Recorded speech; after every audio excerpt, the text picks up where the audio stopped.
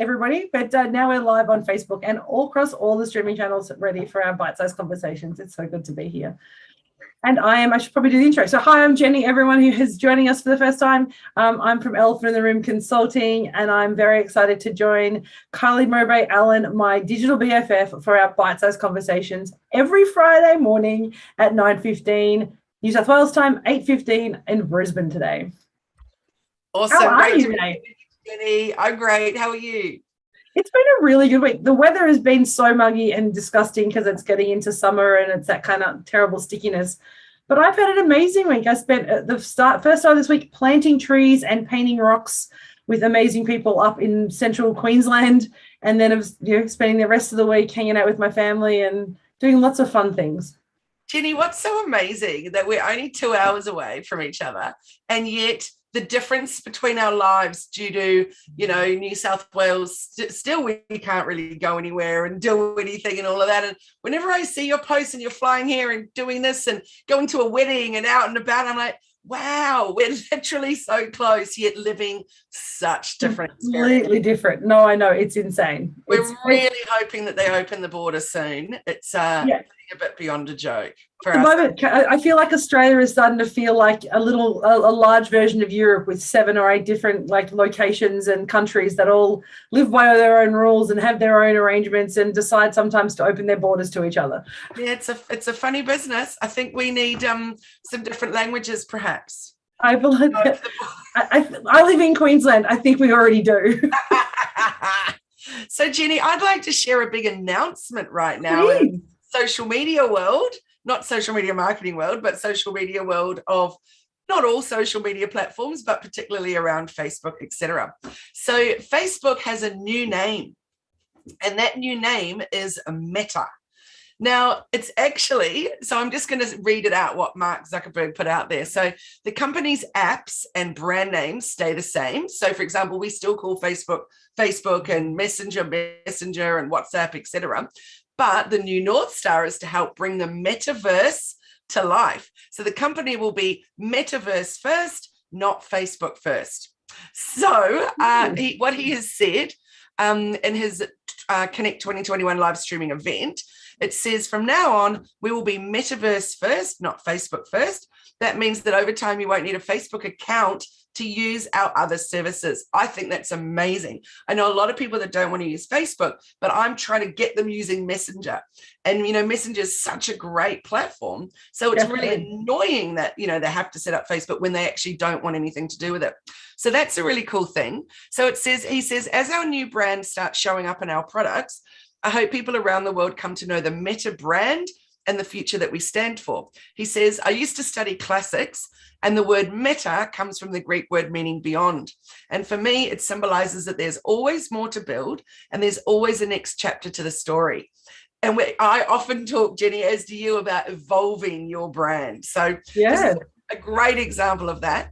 He says, ours is a story that started in a dorm room and grew beyond anything we imagined into a family of apps that people use to connect with one another, to find their voice, and to start businesses, communities, and movements that have changed the world. Wow. So I'll put a link there into the chat with his letter, and you can watch the replay of that. But pretty extraordinary, huh? That is crazy, and it's such a bold move. And we were talking about how you do this brand evolution a couple of weeks ago, but it's such an incredibly bold move and shows the influence or the perceived influence that he thinks Facebook or him as a business owner has to be able to make this huge wholesale change essentially in the brand and still know that people will follow each of the individual brands. It's such an incredibly brave move for the company because so many other companies have tried something like this and failed. So it'll be really interesting to see how it's received over the next couple of months. I like the fact then that Facebook won't be the face and name of it, that it will actually be a company separate to that. So then Facebook will be its standalone platform and Instagram so instead of it always being said that, Facebook owns Instagram, it's like, no, Instagram is just one of their many platforms that they have. But for me personally, what I've taken out of that, my most exciting bit is that to have all those other things, you don't have to be part of Facebook. So I think that's cool. And I'm really hoping it makes a difference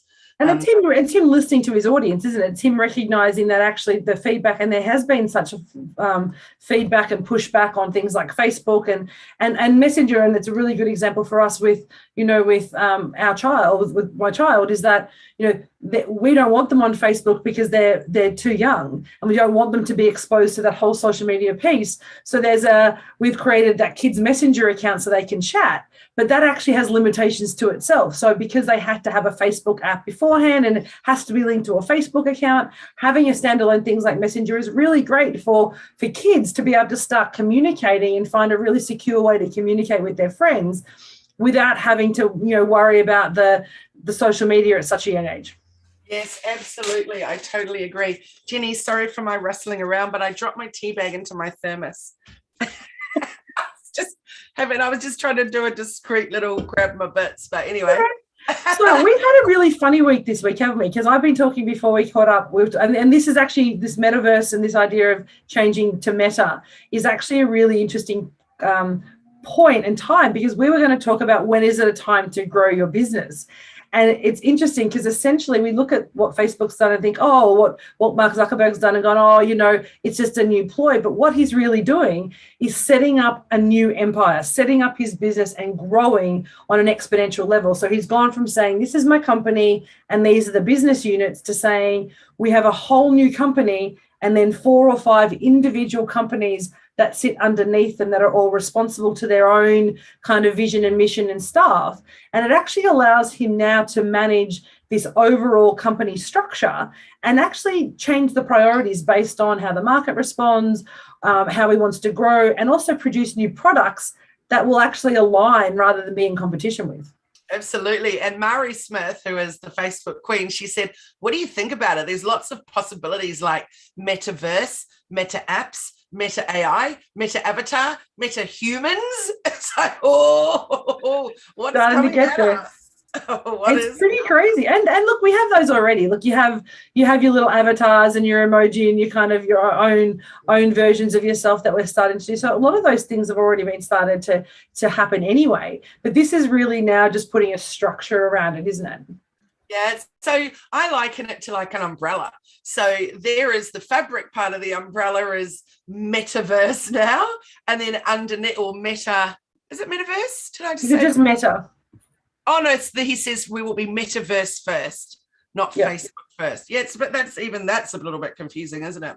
Yeah. But, so I think of that like the fabric for the umbrella, and then all the bits that come off it are the extra little sidelines or companies or businesses or whatever you want to call them. So it's a fascinating way of doing it. And I've got a couple of clients who have sort of operate their businesses like that too, where they've got like a mothership in a way, and then all the little bits that come off it. So intriguing. And so you're right, as we talk about when is the right time to grow, etc., he will have had this in the pipeline for a very long time. Like what happened for me when I went from changing the name from Knick Knack Nappy Wrap to Knick Knack to then to Rainbows and Clover. It was a little evolve, and then it was a boom, big evolve. But I gave it a year to do its organic evolving. So I didn't immediately change the labels that were sewn on things, and pull them all off or whatever, I just did a slow evolve, which felt right. And then we made an announcement. So I think often a soft launch can be quite good before a big fat hard launch. I think the soft launch, people underestimate the value of a soft launch, of just slowly sharing your product to the market or sharing your brand change to the market, to get some reflection, to get some feedback, to see what people are saying and seeing who it's resonating with. Because when you do that soft launch and changing the name ever so slightly or even quite significantly, but do it in a quiet way, you start to actually connect with new audiences. And so you can actually see where the new brand is actually going to take you. So before you actually want to do the big launch and the full kind of wholesale change to the business, you can start to say, well, actually, here's a new audience that weren't actually part of our previous brand, but because we've tweaked the name, because we've changed the way we're approaching things, we've now got a whole new audience sector. So actually, when you launch, it helps you inform your marketing, it helps you inform the channels that you may go through, but also it allows you to set up your structure again in a much more planned way, rather than just assuming that what you had before will work in the new company. Yes, absolutely. I agree. So, Jenny, we were talking before we jumped on today about, and we also mentioned last week about how for both of us, our teams are growing.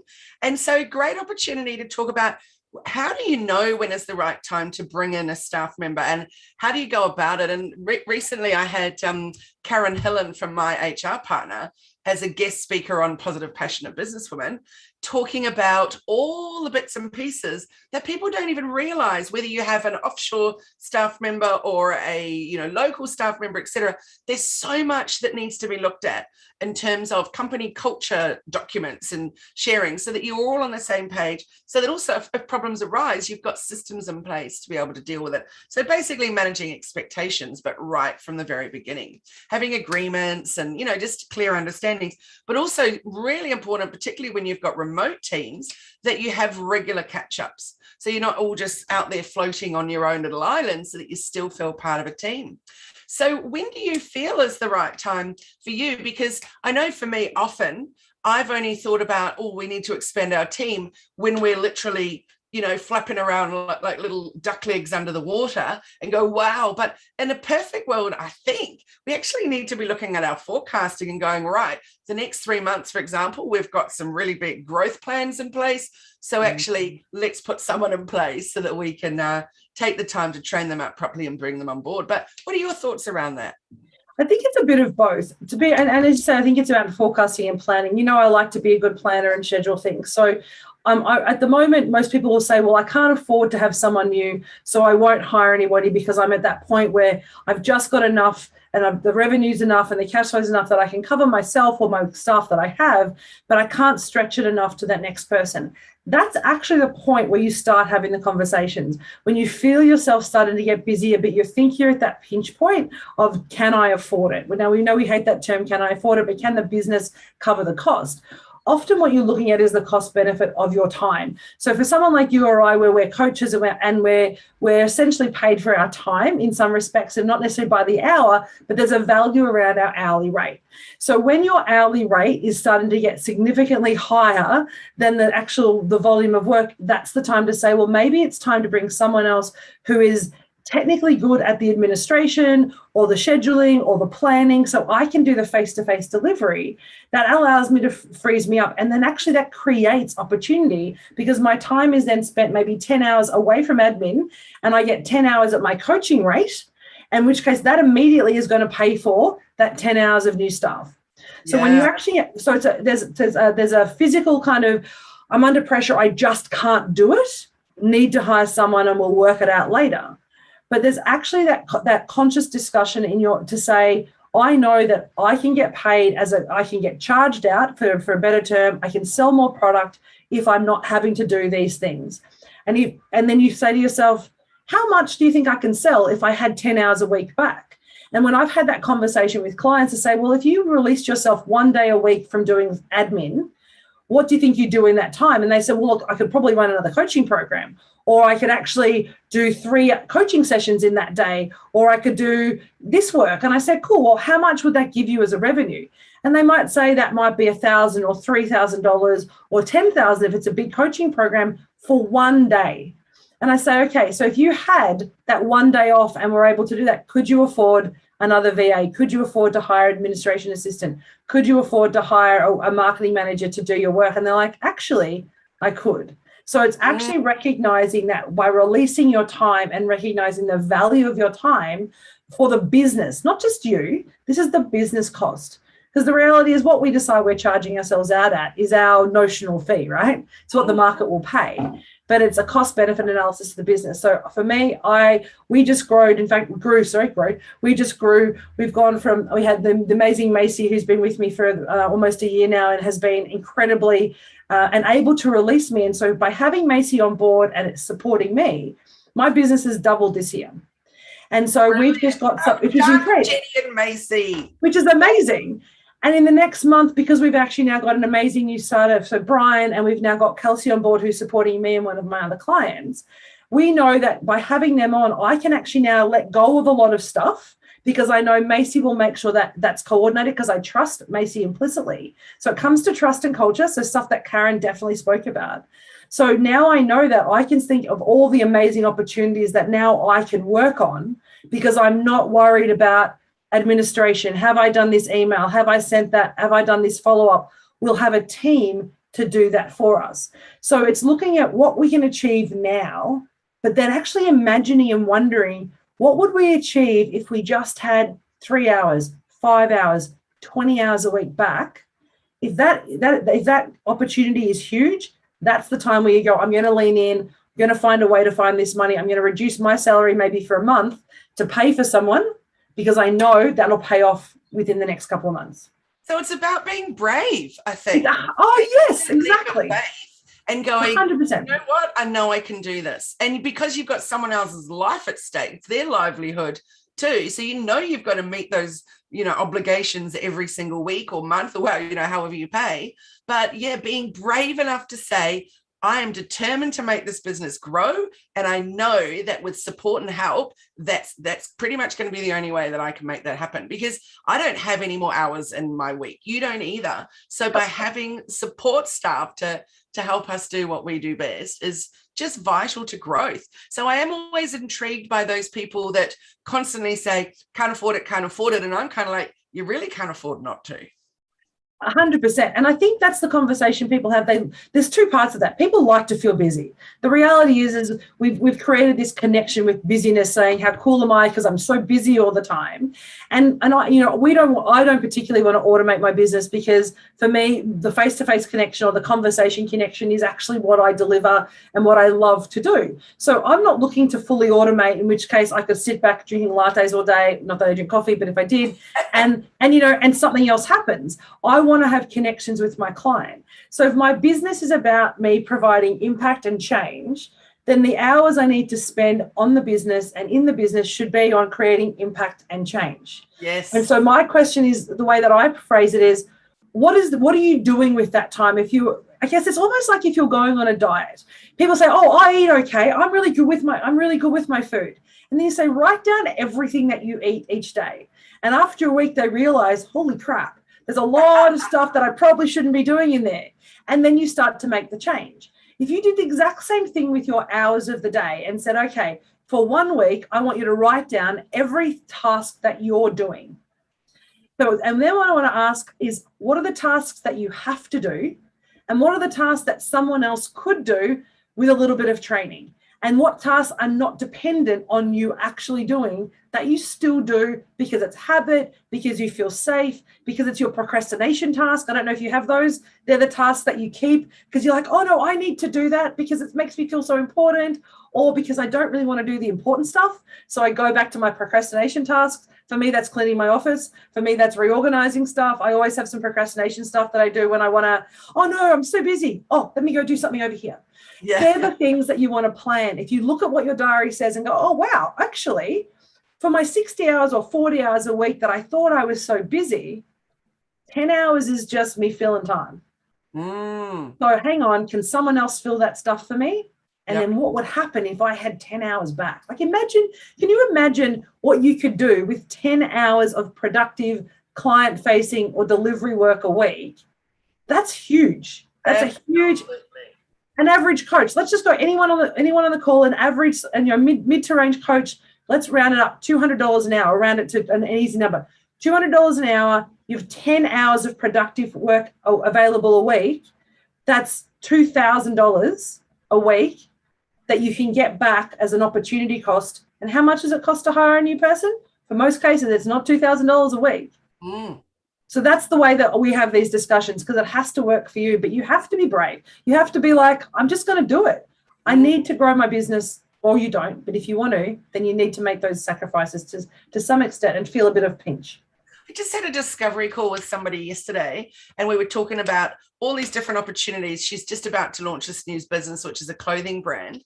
Awesome. Everything I was saying to her was freaking her out. She's like, but I don't want to sell that many pieces. I don't want to be that busy. I don't really, no, I'm scared. I don't want to put it out on social media because what if I sell out? And it was so intriguing to me. What do you mean, what if you sell out? Do you actually want that stuff sitting there and not moving because you're scared of doing the next run of it, for example, So it was an intriguing way for me to to think about someone going into business is actually, I don't really want to sell too much and I don't really want to grow. It's like, so what are you actually doing this for? Are you doing it because it's fun to design clothing, or are you doing it because you actually want to have a business that's sustainable, profitable eventually, et cetera, et cetera? Yeah. And that's that hobby business discussion, isn't it? I mean, we had that when we run the Business Owners Mastermind. It's one of the very first conversations we have is, do you want a hobby that gives you some money on occasion that you can float in and out of, that if it grows, it grows, if it doesn't, it doesn't, and I'm happy because I get enough money to pay my bills and do my thing, but I can also still go on holiday for a month if I want to because it doesn't matter? Or do you want a business which requires consistency, repeatability, and sustainability? Yeah. And so that's the difference, is it's that shift, and it's a mindset shift to say, I love what I'm doing, but people think, and I have so many people that I still talk to and say, oh, I don't want to run a business, it's too much work. I'm like, you're killing yourself for someone else at the moment doing something that you don't like.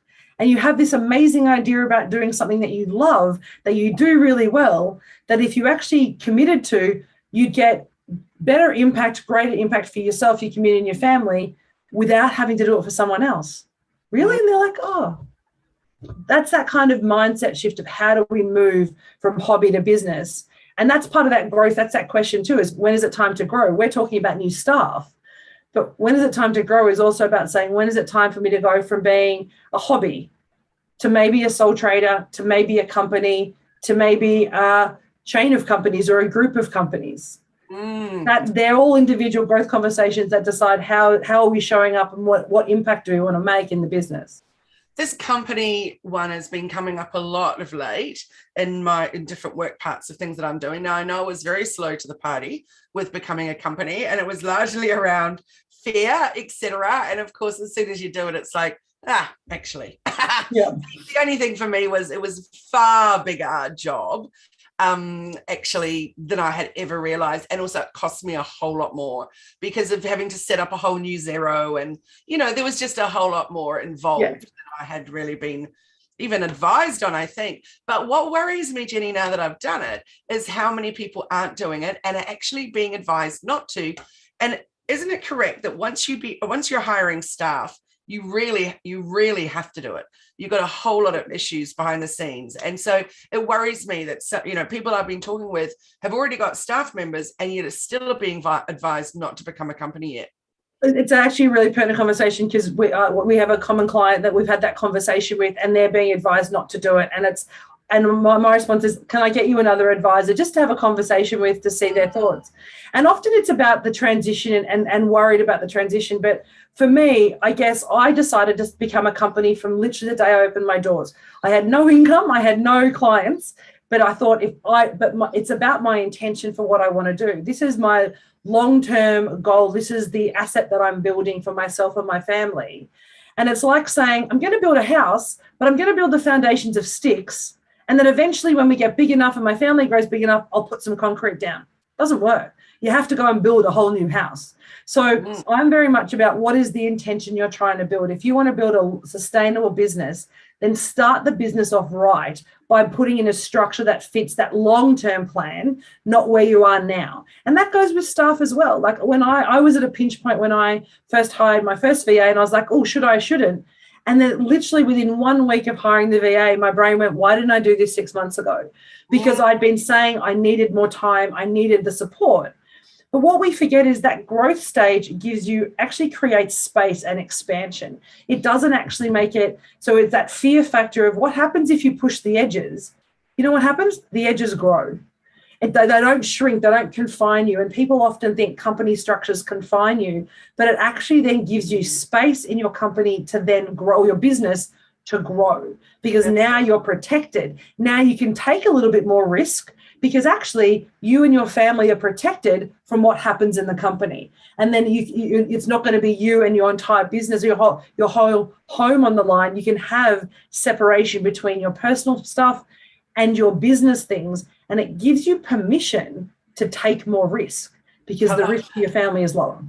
I love that. And what do you feel like is the biggest what would be the biggest fear issue for you? Well, like for me, for example, taking on my first team member as a full-time team member. Before that, I'd hired subcontractors and VAs here in Australia, and just had different team members. I'm talking with Hello Media. I had staff before with Rainbows and Clover, but with Hello Media. And one of the things that I was nervous about was not so much having enough work, but definitely from the money aspect. But B, I was really nervous about sharing passwords and things. So that really, if someone had just said to me at the time, oh, you don't even need to worry about that, just use LastPass, I'd be like, oh, okay. I also was worried about my time because I was so busy that I wouldn't have time for team meetings and to help them and guide them. But actually, it's just investing that time initially to get a system and processes set up. And then obviously it's a whole lot of smooth sailing after that. Well, not always smooth sailing, but What do you think for you? What was the big fear that stopped you initially? I actually think I didn't give it enough space and consideration, to be honest. It was just, I'll get a VA once, because I thought, and I've always been that person who keeps everything in my head and I can do it all. And I've always had that I can manage. So it's the attitude of I can manage. And so I'd never given it consideration. And so many people who go into business have that kind of, it's that alpha mentality of I can do it all. I'll save the world. I'll make it all happen. I don't need support to do it. But if you want to give me some, cool, but I'm actually okay. And it's actually, so because of that, I didn't consider the value that it would add to my business by saying now is the right time. And so that's in the last month, like we've gone literally from Macy to now Brian and now probably Kelsey in the space of 2 weeks, because just having Brian, I was like, oh, I can give them all these things. And now with the idea of Kelsey going, oh, actually, now I can give all this stuff. So now that I have this team, I'm realizing the amount of space I'm going to get back because I'm considering what I'm doing with my time. I don't have to work till 11 p.m. every night. I can actually give some of that work to someone else and we can all have an evening with our family. I don't have to do that work. So until you actually take the time to consider what you're doing and consider how you're spending your time, it will always feel like it's too hard, or I can do it, or I don't need them. And I think that's the piece. We don't give that space. And that, my favorite word is clarity. That's what it is. It's clarity about understanding what you do with your time, where your value is. And then look at your team and say, what value are they going to add to my business? Like I look at Macy. Macy supports so many, and I know your team with Honey and Merlin support your clients so well that sometimes they're having conversations with your client that you don't even really need to know about. And you're like, wow. This is a whole part of my business that I didn't even expect, but the value that they're getting and the clients now get is so much greater because you've given them the opportunity, both your team and your clients, to have different conversations rather than just with you. Absolutely. I totally agree with everything that you've said there. I think it's so important. One of the things for me, and I think it's interesting for across any sector that you're in or any industry that you're in. For example, with my husband, with employing carers, he often will find over the years it's better for him to employ the carers that have no experience, and he can do the training exactly in the way he needs it, because one quad to another quad, just because they both have the same injury, they don't like things done the same. So finding a person that's adaptable to be the way you need them to be in that role is super important. So we've found with our most recent hire, she actually doesn't have the experience of the things that we really, really need, but she's got the attitude and the ethos and all these things that are important to us. And we've learned over time, do we hire on skill or do we hire on all the other little bits and pieces about coming in and being the right team member? So we're taking a risk this time so that we're actually doing the training up ourselves, and we hope that it's going to, be awesome. But yes, so important. And I've certainly learned over the years. I had Australian VAs before, and I'm sure that this was just a particularly bad experience. But with both of them, they just were not very good at self-managing and time management and all that. So if I gave a 2-week time frame for something to be completed by, 3 weeks later, I'm still chasing it up and getting super stressed because the client's ready and blah, blah, blah. It was really, really tricky. So, but I found, with my new team, everybody knows what the expectations are. Everybody knows what the deadlines are, et cetera. And we just make it happen and make it work. So, it's an interesting one, isn't it? Then employing on skill or employing on attitude. And we've had this chat before, and I'm always about employment attitude and who they are as a person. Because when you look at skill, you're looking at past performance. You're actually looking at what they have done before. It doesn't actually give you a reflection of what they can do in the future. So often we spend so much time looking at resumes and looking at experience, but it's a lag measure in what happened back in the past. And if they're still doing that same thing, they're possibly not growing. So my question is always, what can they do? What are they willing to do? How are they going to go under pressure or with a different environment if I throw a completely different task at them? And even with Brian, when we've just hired Brian, my conversation with Macy was, I like all of them, but who do you like? Who can you work with? Because ultimately, it doesn't matter necessarily that some of the others could have had better skill. It's a web role, so for me, it's all much for muchness. But ultimately, it comes down to who's Macy want to connect with, because she's the one that's going to be managing them. So for me, as a leader, as a manager of an organization, I need to say, well, how do I use my resources to the best of my ability? And all the decisions don't have to be made by me. And that's the biggest shift, I think, to the passwords, to what you can do, to building trust. It's recognizing that to be a leader of your company or your business or your hobby, you don't actually have to make all the decisions. Somebody else can do that. What you need to do is provide the guidance, the training, the support, and the culture and the community that makes them feel comfortable to do that, because then they will give you more than you expected. Then they will grow, and then they will want to be part of the growth of your business because you're giving them space to learn and develop as well, and not just being that micromanager that I see so many people with remote staff do. They become micromanagers and they have to tell them, I want it done like this and this and this and this and this. I'm like, that. We're not robots. People aren't robots. Until you hire an AI to be your virtual assistant or be your assistant, you can't expect it to be done in exactly the same way as you do it. I think you've summed it up so beautifully. You really have. And I do a fair bit of micromanaging myself, actually, but particularly around content. And I think that's a lot to do with the fact, for me personally, being a writer and it being a really important part of my whole life, really, from my very, very early days, is that grammar and sentence structure and all of that sort of stuff is very important. Now, I know someone that is part of his company is about getting VAs for other people, but all of his posts, he's not actually editing them at all. So his VAs are writing it. English is not their first language. And I read this stuff and I think, wow, so that's an interesting way to be putting it out there. So I feel like depending where your staff are from will be depending on, and also depending what is important for you as your company culture and the words that you're putting out there, etc. So your level of micromanaging or level of managing in general will be different, I think, for every situation. I completely agree. And you content and me and language is such an important part, because I view language as part of the structure of your company. And the words you do, that's actually part of your business structure. It's not just stuff that gets put out. It forms an integral part of your business. What I've done, though, is because I've got someone like, I guess, with the VAs that I have and with Macy, is she's been with me so long now. She knows the language, she knows the style. So I can now say to Macy, can you draft an email for me?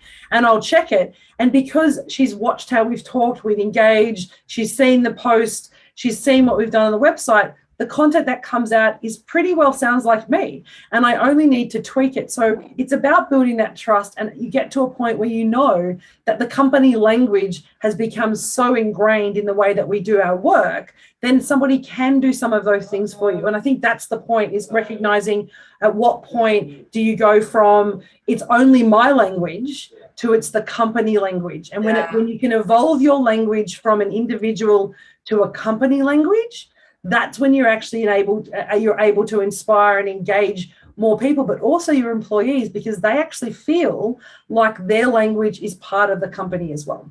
Absolutely. I think that's beautifully said. I really do. So what do you think for next week about a topic being all about language? Can we? Oh my God, content and languages. You know how much I love talking about words. I could talk about words all day. Yes, please. But before we just talk, I just want to talk about we had a comment on the Facebook talking from Renelle, she's constantly having conversations with herself about, is this task something that someone else could do for me? And I think that's a really great question to ask, Renelle, is even if you don't think you're ready to go to a VA or get some more staff, always ask yourself, is the task you're doing at the moment something that you could give to somebody else? Because at the point when you feel like you're comfortable, you're ready to take that leap, or your cash flow is in a position where you can, you actually already have a list of all the things you're going to give them. Instead of having that, well, what do I do now? Is asking yourself all the time, can someone else do this for me? Is there a better way for me to use my time? Such great questions to ask to enable you to actually, when you're ready to grow, when you're ready to lean in and have that courage, you'll have a list of things ready to go, and then they will hit the ground running, and you will feel so much relief and freedom with your time. I totally agree with that. I've been in a lot of agreements with you today, Jenny. I know. We need to have a conversation where there's like a debate. Maybe we need to do bite-sized debates next time. Yeah. So my suggestion would be have a little notebook that is called jobs to hand over. So if I like it. Yet, but you have your notebook beside you. So you've just done a task and you're like, actually, I could have handed that one over. So then you're quite quickly building something pretty big so that when you're ready to start the process of, what will this actually look like for me? You've actually got a whole book full of what you can be handing over. I'm actually going to do that. I have my little remarkable. I've got a page now. I've just set up while you said that. It's called Jobs to Let Go. Yeah, Jobs to Let Go. That's beautiful. Awesome. And so the language next week. That sounds beautiful. So, Jenny, how can people get in touch with you? So at Elephant in the Room AU on Insta and Facebook are the easiest places to find me. Pop that into Google and all the rest of our links will come up. YouTube, Facebook, Instagram, website, LinkedIn, Twitter. We're across all of them. So reach out, have a chat. But at Elephant in the Room AU. Beautiful. And how about you, Kylie? Hellomedia.team and all the different places. And we've unfortunately just had to start a new Facebook page. So Hello Media. Go and like the new Facebook page, people. Go and like the new Facebook page. So annoying. I'm hoping still eventually that I get my own personal Facebook back, that they take me out of permanent ban and block. And then we'll be able to, so the issue was with the Hello Media Facebook page is that we're all admins of it, but the disappearing Kylie Mowbray-Allen Facebook account was the owner of it. Yes. So it's it's just an endless debacle. It's almost 2 months now, and still every few days there's more problems associated with it. So the key is make sure you follow all the Facebook rules. You don't go against community guidelines. And my top tip is don't give anybody access to your personal Facebook, because that's why it happened to me. Yes, so really great tip. Many of us do it, but don't. I think next week, let's talk about language, but the week after, let's actually talk about some of those Facebook community rules. Can we do that? I think talking about, because we all live it, we talk about the value of Facebook and all the other platforms. And I think it's a really good conversation to have, to basically do some sort of top 5 tips to remember when using Facebook around the community guidelines, because most people don't even know they exist. Most people, they just go on Facebook and do the thing until someone goes, oh no, don't do that anymore. Or you get like you and you get banned because they think you're doing something wrong. So let's talk next week language, and then the week after, I think it's all about Facebook community engagement rules. Beautiful. I think that's a wonderful idea, and I look forward to those 2 Fridays coming up. And Jenny, you enjoy your beautiful public holiday. I will. I've got a couple of meetings as always, but we're going to try and spend some time with the family, which I'm really excited about. Magic. You have a wonderful weekend. Thanks for joining. Have a great day, everyone. Thanks for watching. All right. Bye.